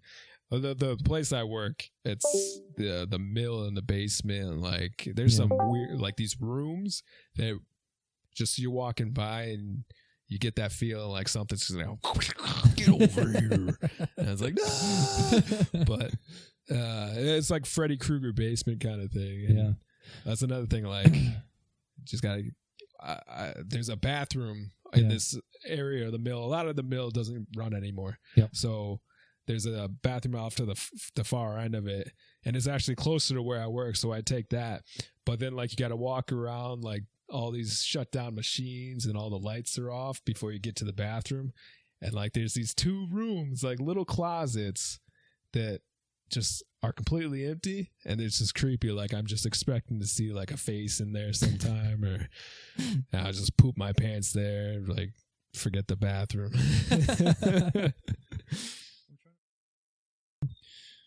And we're back. We got Schmandy here. What's up, Schmandy? Oh, hey. Yeah, I'm good. I've apparently been off the grid for like 15 minutes. Yeah. Would you go off the grid if you could? Would you actually? No, I'm way too lazy. Dion, would you go off the grid? No. I would. I mean, the thing is, you both have families, so like I can see why you wouldn't, but I totally would. But when you say go off the grid, like your games and shit are go off the grid too. No. Yes. Yeah. No, I'm saying I wouldn't bring them with me. Right. So you'd learn survival skills and I mean, I think and how to not play Apex. Yeah. Yeah. No, not rage on Twitter. I feel like people don't understand that there's a medium point between being off the grid and being like a survivalist. I feel like there are people, probably have groups out there who are off the grid, like, okay, they're cults basically, but I don't want to join a cult. Cults are bad. Did you listen to the cult episodes where they're like, just they degenerate very quickly? Maybe you can find the cult of Kobe Dick. Or what's his name's Corey Haim? No, Corey Feldman's the sex cult. The sex cult, yeah. No, there has to be an in-between civilization and off the grid. Yeah, they're called campers. I don't want to camp. That's essentially what you'll be doing for the rest of your life. You camp. Let's talk about Apex. We're talking about Apex. I've been playing Apex. All right, it's all you guys. Go. Dion has not played Apex. Andy, you and I have played Apex. I played the most Apex. You've played a lot of Apex. Listen, shut up. Mm-hmm. That's fine. Between me and the not Lord. that there's anything wrong with that. When I get into something, I really get into something. Let me tell you, I really got into this fucking game. Oh my god. Apex, if you don't know, is a battle royale multiplayer game where you play with 2 other people and you try to kill 60 other people and be the number 1 person standing. I've put in about, let's say, even 60 hours in the past 2 weeks. It's more than that. When I play these types of games and I watch people play these games, let me back up. I played Call of Duty Modern Warfare 2 for a long time, probably a year, maybe even 2 years. I played it long after the next one came out. They were like a yearly thing, right? And the next one was probably called Black Ops 1 or 2, maybe. So I stayed on Modern Warfare 2 for a long time. And I was a runner and gunner, just shaking people, Commando Pro, Marathon Pro, just running up on people with shotguns and just fucking stabbing them. So I feel like that mentality of fucking running and gunning, being aggressive, that never leaves you. I feel like you get that mentality and you're like, fucking, I'm going to do this every fucking game. And then you start watching these people like Shroud and like Tim and Ninja, and they're always aggressive, right? So I try to bring that, try to advise you to do that also in battle royales, and I feel like that doesn't come naturally to you. I feel like we both have a naturally opposite game style, where I'm way more aggressive and you're way more laid back. And Apex is a type of game where it favors aggressive style heavily. A lot of the abilities allow you to get into a battle and get out of a battle very quickly. Wraith's ability to sort of go invisible for, I want to say, 5 seconds lets her, get out of a bad situation quickly. Same with Bangalore. Her smoke ability and her ability to run really, really fast when she gets shot is very advantageous to, a very aggressive play style where you can, jump in, get in somebody's face and jump out very quickly, right? So I feel like a very aggressive play style is sort of the way you want to go in this game, and I feel like you're not into that sort of thing. Am I wrong? I would like to be into that sort of thing, but it does not tend to go well for me. So no, I tend to stay back. I prefer long range rifle weapons. I try to snipe or pick people out from the back if I can. But that means what happens then is that I stash those sorts of weapons, and then I'm following you around, and you charge right in, and you're like, "Follow me!" I'm like, "I have a fucking sniper rifle." Yeah, come with me if you want to live. Yeah, exactly. So listen to me. We have to get out of here. Yeah, Russian people is always, I feel like, the way to go. You're always rewarded by rushing. I could tell what Andy wants to say here. At least for me, and this actually works in like real sports too for me. The faster I move, the more I can do. Like I build momentum, like an unstoppable force, basically. Yeah. I don't like battle royale. I like the idea of battle royale games, but I don't like battle royale games because you got one shot, and that messes with my head. And like if you play Call of Duty with me, I'm like the equivalent of throwing shit against the wall. Eventually, something's gonna stick. I can't do that in battle royale because you only get one shot to do it.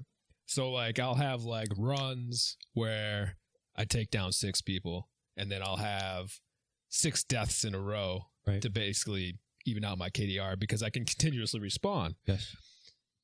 I thrive off that. I can't thrive in a battle royale situation. So, a couple of things.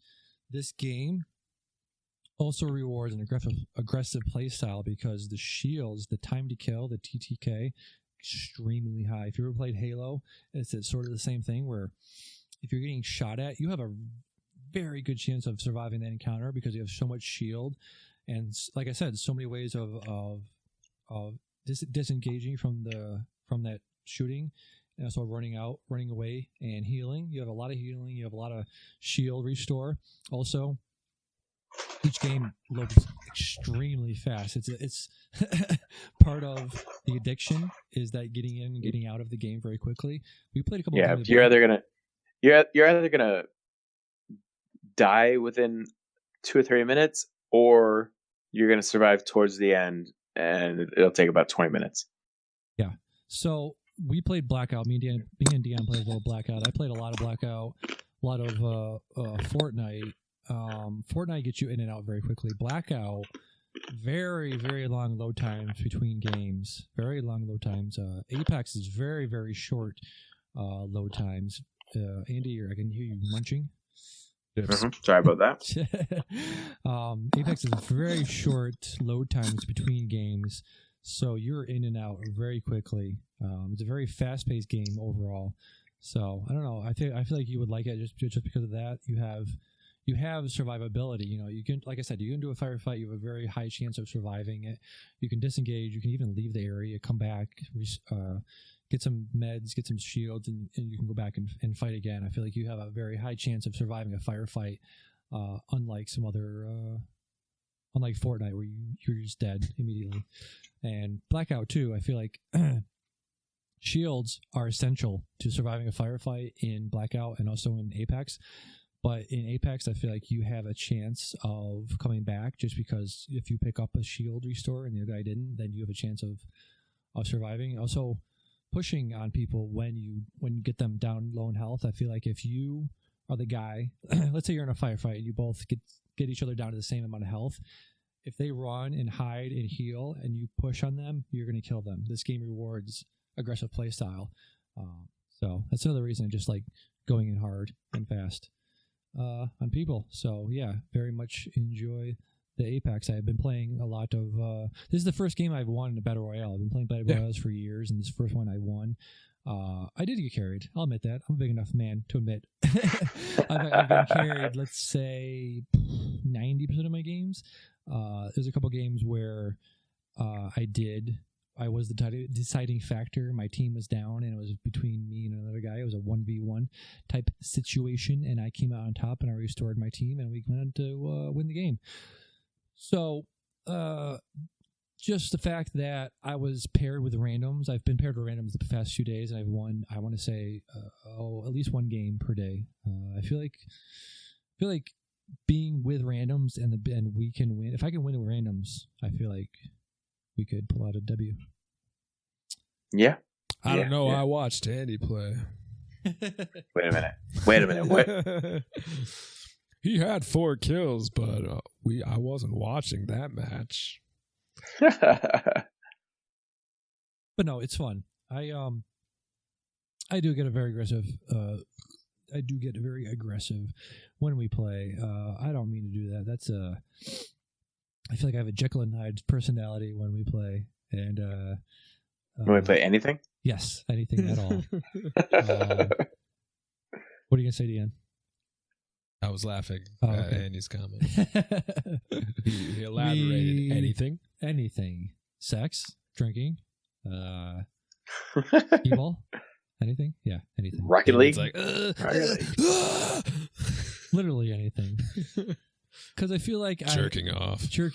Come on. Fuck this dick. Finish the job. We play Rocket League a lot together, and I play that.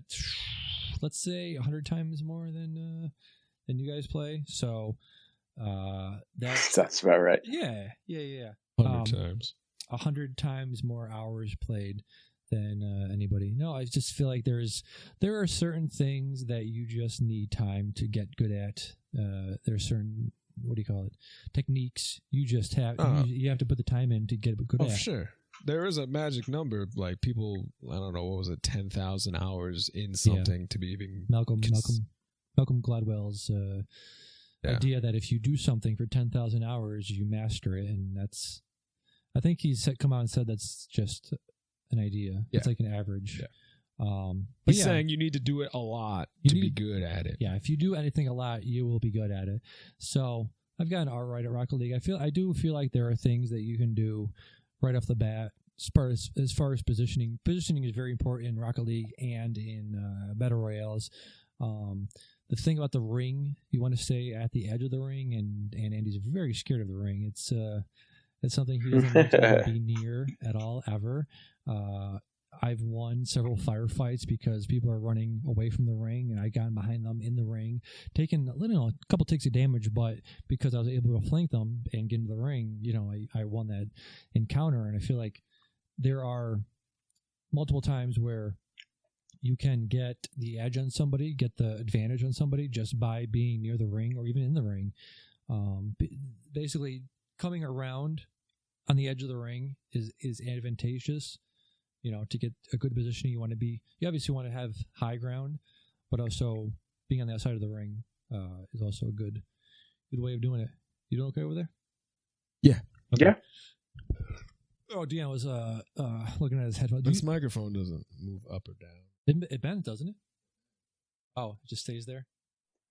Then it's like stabbing me in the throat. Yep. So I just feel like there are things that I recommend doing to get better at games. Strategy. There we go. The general strategy can take you pretty far. I understand that there are, because I never say like, fucking you missed your shot, you're fucking bad. I don't say that. I understand your aim is one thing, but I feel like strategy can sort of if we got you fired up enough, you'd call us out on our shots. No, I would never. Literally never. I've never. No, never. Because that is. Yes, fair enough. No, you call me out on my Rocket League shots. Well, that's different. That's Rocket League. I bet if it was a 2-on-1 scenario, you and Andy, and somehow you died first, and then Andy and him were fighting each other for the ultimate winner, and you were watching Andy, you're like, shoot him, and then Andy's just missing his shots, and then Andy ends up dying, and you lose because you died first, and then Andy died after you couldn't finish it. I think you'd be like, "Oh, you gotta hit him with those bullets, you know? That's how you win." I can see that's a scenario. That was impeccable impression. Can you do that again? Huh? Can you do that again? What? The impression of me. With the bullets? Yeah. What is this? You gotta use your bullets to hit them. Yep. I'll be right back. Yeah. So. Yeah, he's full of shit. He totally would rip it apart. I'm pretty sure he absolutely would. Apart. We were playing Fortnite, definitely. And he's just like, "Oh, you can't aim, you can't shoot," and then he does his patented Irish exit. His patented Irish accent. Yeah, is that what he called it? Right. An Irish exit is when he disappears. Irish exit. Did I say accent? Yeah. That's what I thought you said, but no. Exit. Exit. Yeah, he starts talking to us like a leprechaun. That's not Irish accent. Off there, but. Hey, Dion, what time did you get up today? Me? Yeah. That's something to bring to the program. I think I woke up at like 9:30. Oh, okay. Yeah. This morning or this evening? 9:30 a.m. Okay. Yep. Okay, I got. Are you drinking beer now? I got a thing to bring. I was. I got a thing. Haven't. Why? I was just wondering if you guys both woke up at like 10 and you're just doing a podcast and drinking now. I only sleep if I have to work. I sleep in the afternoon if I got to go to work. But I'm off, so that's an impressive thing. I feel like you and anybody that works nights and has a family to be able to swap your sleeping schedule. I could never do. Like people that work swing shifts are impressive to me. The ability to sort of go to bed. Let's say 8 I think he's hitting on you. Yes, hey baby, your ability to swing your shifts really fucking turns me on. The ability to go to bed 8 a.m., wake up at 10 p.m., work that shift, and then what is it? Awake a week later. You've done swing shifts, right? At where you work? Yeah. Awful. It's the worst. They had me switch last year from day to night. Awful. I was a fucking zombie for like a month. See, here's the thing, and it took me a while to realize this. People were like, "Oh my god, dude, you switch your schedule around where you sleep during the day and work at night." But I actually don't. The thing is, I don't sleep. You sleep at night. I sleep like 2 hours from like 8 to 10, like a nap basically, and then I'll sleep from 4 to 5:30 in the afternoon, and that's all the sleep that I get on days that I work. It's not that I'm reversing my schedule, which I always thought I was doing, but I'm actually just not sleeping. Yeah, like 3.5 hours to 4 hours a day. I want to bring up which is hard. Yes, yes, it is killing me. Awful. Slowly. What was the first purchase you guys made with your first paychecks? Like your first big purchase? PlayStation 2. Andy? 97 Chevy Beretta. Oh, if you're doing cars, okay. 97. I mean, I think it was a 90. Maybe it was a 95. Did you have it? Was green. It was green. Yeah. Was that the car you bought from Mr. Sleazy? Mr. What was his name? Mr. Slick. Ron Slick. No, I don't know who that is. The dealer that you bought it from was Michael Slick. I don't think so. This was at North Adams. Okay. I feel like everyone's first car is green. My car was green. Aaron's car was green. Your car was green. Yeah, mine was it was. I mean, considering this was back in probably 2003, it must have been something more like a 93 Chevy Beretta. Well, if it wasn't your car, if a car wasn't your first purchase, what do you think your first big money purchase was? Oh,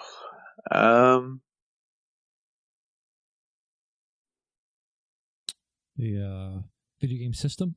Yeah, PlayStation 2. I bought a PlayStation 2 and a shit ton of games. I would buy like DVDs, like by themselves or whatever, or a cordless phone, but I dropped a pretty penny on PlayStation 2. PS2, yeah. Andy, besides the I think must have been. I think big. It must have been a PlayStation 2. Well, my PlayStation 2 was a gift. What about a ring? What about a ring? What? A ring? Yeah. A ring? No. They just used a French fry. The marriage thing? Yeah, that marriage thing that happened. No, we used our grandma's rings. Oh, there's still skin on it? Probably. I don't remember. I proposed Carrie in a McDonald's. No. I made a tinfoil ring. It was clearly a joke. But yeah, I wrapped it around her finger and it was like, married me. And then we said, oh, we're gonna get married. And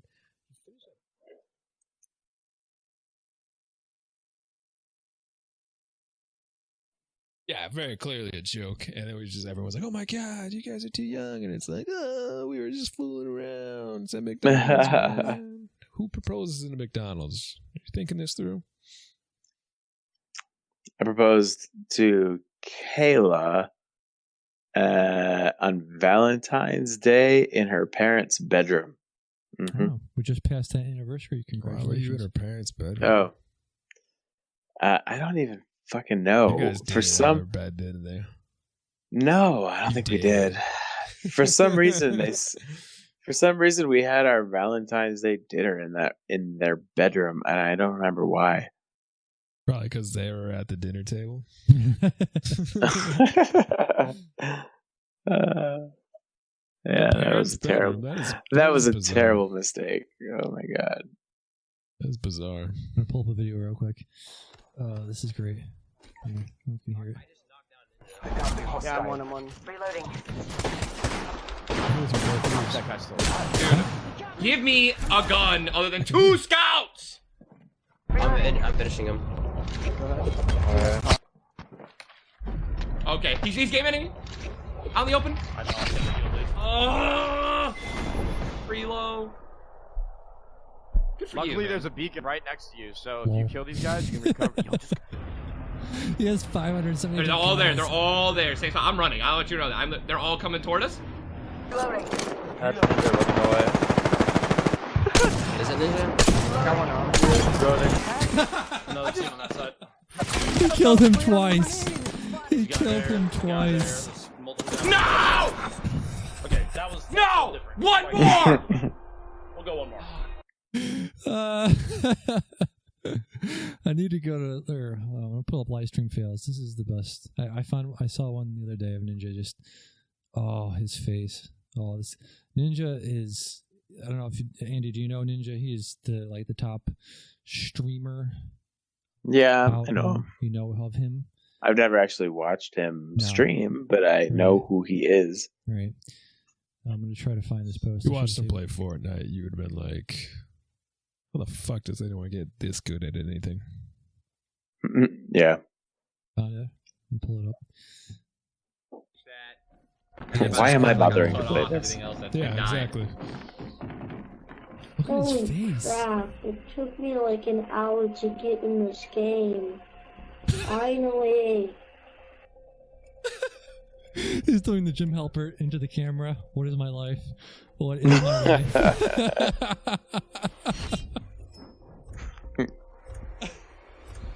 His eyes are screaming, I need more help. To get in this game. Help Finally. me. Help me. I already swallowed right there. It's like, Jesus, help me. He looks pilled out of his mind. My God. He's got bloodshot eyes. His hair's all fucked up. He's got 2 days beard growth. He's got facial hair like Dion. It's like a little. If I grew up my mustache, that's what I look like. I was gonna say his voice sounds like he's 9. No, that was an actual 9-year-old. He was being paired up with a 9-year-old. So he looked to the camera like, "This is my life, guys. This is what I have to deal with every fucking day. Please help me." I don't know if I could do that. I don't know if I ever, put in the effort to be a streamer. If I could actually do that all day, every day. You see his fucking face. Could you do that? What? Be a streamer For money, be a streamer. If you made his amount of money, $500,000 a month, Yeah, to be a streamer, dude. If I could make that kind of money, I could do anything. You would do that? Yeah. Be a streamer? For 500,000, yeah, I'd grin and bear it, dude. I mean, yeah, I guess Lupo does it. I'm just thinking about people. I could have normal work hours again. People that have a family, like Lupo does, like Dr. Lupo, and Tim's got his wife's got a kid on the way. So I mean, it's just like that thing of this is my job, and then what did your wife think of you of just like sitting in a room playing a video game all day? I was actually having this conversation with Carrie last night. I was watching a Twitch. I was watching Pay Money Wubby. Yep. And she was like, you watch this? And it's like, yeah. And he was actually playing with kids on Fortnite. He plays with them, and then if they win the game, he'll like give them money and shit. I mean, it's pretty cool. He didn't have that reaction Ninja did. So Ninja clearly couldn't handle partying with a 9-year-old, but Wubby does. But yeah, Kara was like, how is this? How do people get paid for this? Like, I'm like, you're just jealous. Like, I'm like, if you could play video games all day long, you wouldn't do it. And she's like, no. I'm like, even if you'd rather do your job and have to deal with what you do all the time. She's like, yeah, I would. I'm like, you're crazy. She kind of, I tell you all the time too, like people that donate money and all that stuff. I'll never understand that. I want to talk about that. But like she gets more fired up about it than I do.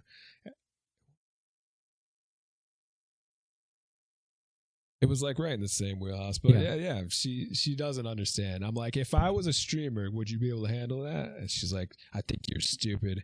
I'm like, but these guys make so much money. I think you're gonna have to look past that. Yeah. Because let me play video games for 8 hours a day at least. Yeah. That's what you got to consider. Just they're doing their job. Yeah. So it's a job. If you don't want to pretend your husband's playing video games for 8 hours because you don't know how to explain it, or you're insecure or jealous about it, you could just say, my husband make up, like, he does financing on the computer for 8 hours straight. His office is upstairs. Make something up. Something to protect your sensitivity about playing video games for 8 hours. You were saying that you don't think that people that donate to streamers think that their money is going towards vacations. You think it is going towards vacations. You were saying that you don't think that they know that, like you were saying, if they're not at their desk, right, they're not doing their job. Yeah, they think that the donators think that they're donating to them to keep streaming, not to go on vacation. Right. What? Well, no, I mean, they're donating because of the content. They respect what they do and everything. But, like, you have to understand, they sub to them. So, at the same time, they want to see things catered to them, basically, in a stream. Like, playing a game they don't like, that's going to influence their sub next month. Sub or whatever. But, yeah, like, streamers themselves, they always stress, like, if they have to go to the bathroom or something, they do it as quick as possible, because anybody chiming into tuning into an empty stream, like the guy's not there, they're going to close it out and go to a different stream. Right. But you were saying, like, people were saying, thank you to my subs for allowing me to go on this vacation. Oh, yeah, for sure. You don't think, you were saying that these donators are not aware that their money is allowing them to live that lifestyle. Yes and no. Okay. Explain. Well, I'm saying, because, like, you see every guy, person, I wish I could do something like that, blah, blah, blah. But it's your collective money allowing him to do this. If you were to save your money, not donate stupidly to streamers, then maybe one day you could go on a vacation. If you're donating to this random person on the internet, you're probably not great with your money. Right. So that's the reasons why you can't go on vacation. So when they sit there and say, oh, wow, yeah, I'm so happy you can do this. I wish I could do that. You could. Right. But you clearly don't make the correct decisions in life to be able to do that. I got you. I thought you were saying was that you you were saying that the donators aren't aware that their money is allowing that streamer to do that. Yeah, I said yes and no too. Like, yeah, that's what I'm saying. They don't realize their money's being put towards that, but actually some of them do, and they kind of get this weird entitled feeling too. Yeah. Like they can dictate how the stream's supposed to go and everything. So that they, there was, internet's a weird place. Who knew? Yeah, people. There are some posts of people that have said to streamers, "I gave you X amount of money. You should have told me you're married." Yeah, that's so fucked. Yep. It's so fucked to think that, like, I'm giving you money, so you have to be nice to me. You have to show me love. My money equals you love me, or I love you, but you blah blah blah. That's why so many people don't like talk to people one-on-one. Like sometimes just even reading their name out, like, you know how angry people get when you don't read their donation. Oh yeah. Very mad. Very mad. It just seems if it was really just about donating to somebody for their content, like showing appreciation, right? Them needing that thanks shouldn't really be necessary. Exactly. But there's like this weird thing where it's like, show me attention. Yes, give me attention. Yeah, exactly. That is 99% of the reason why anybody talks to anybody on the internet is for attention. And I don't think the people that are receiving those messages understand that. I think that are people. If you're famous online, right, and you get a message of like, "You're a piece of shit" or "I love you," it's the same thing. The goal is the same. They want attention. And I think there are people that used to take people's quotes of like, "You're a piece of shit," and then they would try to shame that person. That person doesn't care if they're shamed. You know what I mean? People don't understand that all anybody wants is attention. So if you converse with that person or show them that what you said was wrong, they don't care. You know what I mean? There are a couple examples of like Sarah Silverman. Will talk to people that are mean to her and say like, why do you feel that way? What's going on? And they'll have a conversation. I don't think that's worth it. I really don't. I don't think it's worth it to quote unquote convert somebody to see your side of the argument. I think there's so many people out there that want attention, that are willing to do shitty things for it, that you're not going to change enough people's minds. You know what I mean? I mean, if you get one extreme, like, "Oh, I love you so much," like someone's not going to be like, they're not going to address that because they're not going to encourage that. Right. If someone's like, "Oh, fuck you, go die in a fire," they're not going to address that. Maybe they might just to piss people off. But yeah, they shouldn't. Yeah. And they probably don't. Most of them won't. But if you're talking to someone chill, like, "Oh man, do you I don't know, just say something chill to the person," and they respond to that. Yeah, it's strange. Talk to someone like a human being, positive, and a human being will talk to you back. Not even positive. Just be cool, man. Act like you've been there before. What I mean is, if you say something shitty to somebody, that should be ignored. If you say something positive to somebody, that should be recognized. Sure. Yeah. I mean, if it's just like a good job, don't be like, "Oh my God, you're like my favorite person ever." What is it when you say something to a comedian? Hecklers. There was a podcast, Hello from the Magic Tavern. It's just, improv show that they do. They do it live a lot, and people will shout from the audience suggestions or whatever.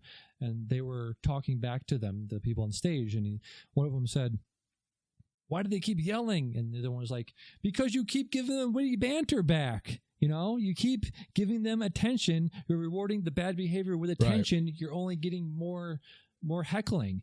Do not acknowledge them at all. I'm not saying they will go away, and I'm not saying ignoring them will solve the problem, but it's not showing attention is the best approach, I think. Right. Yeah. We're watching Summit right now. He's Andy, you there? Yeah, I think maybe he fell asleep. Yeah. So we're listen. We did it a couple times. We did it. I think I paused and stopped and a bunch of times. And so what's going to happen is I'm going to have to stitch these bitches together because I got 33 minutes here, as you can see, right? We had an hour of another one a little while ago. Well, I will do some magic, some post-editing magic, and I'll make this... I think I'll make this bitch work. See, we got 341 here, blah, blah, blah. Yeah, we got a bunch. Yeah, we got it, man. We did the thing. How do you feel about the thing? We've had better, but This is the worst. Is this the worst show? This is the worst show. He's got his mic in his hand. Yeah. He's getting serious now. This is real. This is After Dark. This is the Can I Say Something podcast. After Dark. We're getting real. See? Pretty disgusting. Yeah. This is still part of the same. Huh? Oh, yeah. Well, okay. Yeah, this is the. You want me to stop and we want to do the real? Want to get real? You're done. I'm done, dog. Okay. All right. So this has been Can I Say Something? What are we calling this? Number 5? No, we did 5. Forget the numbers, man. Forget it. You never get them right. We just make up a number. It could be this running joke. Damien can be like, oh, yeah, this is podcast number 3. And really, we're on 17. So this if I was counting, I think we're on 7. So this is Can I Say Something? Number 42. I am Damien. I'm Dion. Have a week.